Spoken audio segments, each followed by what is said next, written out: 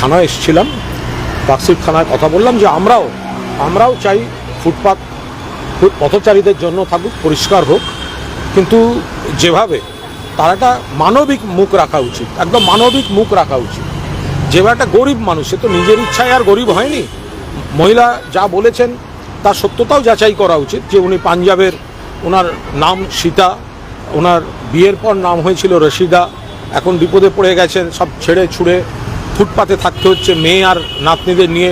Police এর আগে ওদের একটা বাচ্চাকে ভালো হোমে দিয়ে একটা বাঁচিয়েছে, পুলিশের পক্ষেই বলেছেন মহিলা।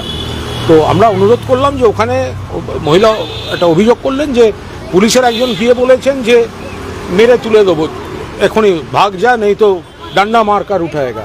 আমরা বললাম একটু মানবিক মুখ দেখান, আমরাও চাই ফুটপাত ক্লিয়ার, কিন্তু একটা গরিব মানুষ, সে তার মেয়ে নাতনিকে নিয়ে আপনি মেরে তুলে দিলেন, তাকে তো আর একটা কোথাও গিয়ে বসতে হবে, কোথায় যাবে?